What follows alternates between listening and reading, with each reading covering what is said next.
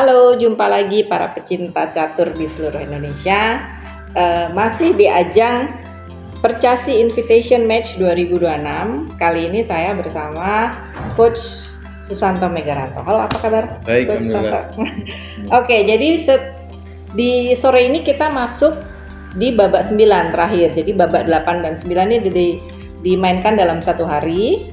Dan untuk itu kita mau ngebahas di dua babak ini apa yang paling menarik, kira-kira kayak gitu ya. Coach Santo, jadi apa nih babak 8 yang paling menarik nih? Ya mungkin di babak 8 ada Irwanto Sadikin melawan Claretta Handoko nih sebenarnya. Oke. Ya walaupun Claretta waktu itu poinnya masih setengah, tetapi dia kali ini bermain dia sangat baik. Oh gitu. Jadi saya rasa nilainya bagus nih apa di pertandingan kali ini. Karena dia mulai dari permainan pembukaan, middle game sampai akhir. Hasilnya draw nih. Hasilnya draw dengan Pak Irwanto ya. Dari kedua pemain dia saling beradu opening. Jadi otomatis kan mereka sudah saling mempersiapkan untuk pertandingan itunya. Jadi mungkin bisa diinfo juga ke teman-teman di rumah bahwa dari babak pertama sampai ke 8 nih Claretta memang belum mendapatkan hasil yang baik, tapi artinya di babak 8 ini dia sudah mulai bisa melawan Pak Irwanto lagi ya, pemain berpengalaman juga kan dia jago teori juga, terkenal ya gitu ya. Dan ternyata bisa mengimbangi ya. Oke. Dan hasilnya menurut Coach Santo bagus ini ya? Iya, sangat baik lah, bisa menahan draw kan, apalagi International Master Irwanto. Oke. Dan di babak 9 gimana Coach? Ya, di babak 9 ada partai unik nih, ada partai mini, mungkin sepanjang sampai babak ke-9. Baru ini ya? Baru kali ini ya. Nah, boleh dijelasin nggak partai mini itu gimana, Coach? Partai mini ya hanya dalam beberapa langkah sudah menyerah lawannya. Siapa lawan siapa nih, Coach? Fabian melawan Pak Joni Jurmansyah. Oh, oke. Dalam berapa langkah? Mengandaskan Pak Joni. Nyerahnya 18 langkah, tapi satu langkah lagi harusnya 19 langkah. Checkmate gitu mati. Kan jarang-jarang. Tapi kan kalau di percaturan ini nggak mungkin sampai benar-benar jadi nyerah. Jadi satu langkah lagi nyerah. Nah, itu menurut penilaian Coach, kenapa kok lawan Fabian ini sampai akhirnya terdesak hanya sampai 18 langkah kemudian menyerah? Ya biasanya pasti dari opening. Dari di langkah ke 4 dia udah salah Pak Joni.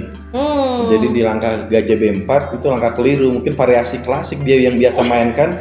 Zaman sekarang udah berubah. Ada perkembangan teknologi juga ada pembaruan. Nah mungkin lupa kali dari Pak Joni. Jadi di situnya ya. Variasi lama ya. Oke, jadi ini sampai babak 9 ini adalah pertandingan tercepat. Kemudian hasilnya juga sangat memuaskan karena ternyata kalau dari Fabian sendiri, kalau menurut Coach seperti apa sih permainan anak buahnya Coach nih? Fabian tipenya posisional, dia lebih kalem gayanya daripada kayak Nayaka. Kalau dibilang contoh ke Nayaka kan saling kontras gitu, jadi berbeda kayak gitu. Jadi dia lebih kayak sabar gitu ya. Posisional. Kalau di gaya permainan catur itu dia gayanya posisional. Sementara kalau yang mainnya tajam ya agresif dia. Jadi di gaya permainan seperti itu pun ternyata dia mampu ya mendulang poin demi poin. Nah, saat ini Nayaka di posisi keberapa nih untuk keseluruhan? Fabian di posisi ketiga kalau nggak salah dia. Oke, jadi dari 9 babak, Fabian ini juga biasanya menang terus ya, menang seri. Masih bersaing juga kalau secara poin. Tapi dia kayaknya belum pernah kalah deh Fabian nih. Ada kalah waktu lawan Pak Irwanto yang waktu yang dia bermain sangat komplikasi, sangat berani. Oke, jadi sebetulnya berarti dari murid-muridnya Coach Santo ini memang beragam. Salah satunya Fabian ini juga termasuk sosok yang menarik karena yaitu tadi bisa bermain komplikasi, kemudian bisa juga permainannya sangat menarik dan posisionalnya tadi bisa mengandaskan Pak Joni ya. Betul. Oke. Kira-kira ada lagi yang mau disampaikan Coach di babak 8-9 ini? Ya, kalau dari pemimpin klasmen kan Nayaka masih full poin dari babak 8 sampai babak 9 juga. 9 poin. Iya, dari permainan juga masih sama dengan permainan atraktif tuh, agresif sampai lawannya sampai nggak bisa nafas, diserang terus kayak gitu gayanya. Masih sesuai.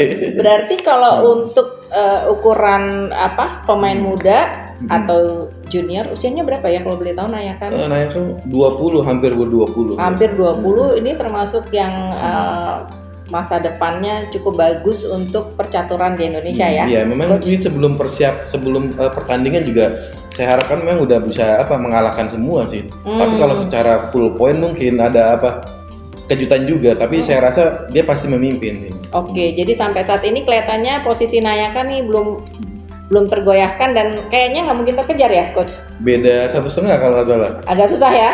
Ya agak susah, biasanya agak jauh kalau udah tinggal berapa babak lagi ya. Tinggal 3 babak lagi, sementara lawan-lawannya bedanya 1,5 gitu. Dan bagusnya lagi, Nayaka ini memang konsisten ya, dari babak awal sampai babak ke-9 ini lawan kuat maupun lawan sedang maupun lawan lemah semua diajarin kejam. Oke, sip. Terima kasih Coach Susanto. Jadi kita sampai di babak 9 ini dari tim junior atau young stars kita mampu rata-rata mengungguli dari tim senior. Setiap harinya biasanya poinnya 66, 79 dan ini rata-rata memang tim yang stars lebih leading lah ya sampai babak 9. Kira-kira seperti itu. Kita akan ketemu lagi besok di babak 10 dan 11. Kita ingin tahu bagaimana hasil permainan para pemain junior maupun pemain senior, tapi kita berharap dari kegiatan ini banyak yang bisa diambil pengalamannya, khususnya buat para pemain muda ini. Betul, ya. Karena kesempatan yang sangat baik melawan para senior yang sangat berpengalaman. Mudah-mudahan kembali ke pelatnas ada udara segar ya. Oke. Baik, seperti itu ya teman-teman para pecinta catur. Sampai ketemu lagi besok. Bye.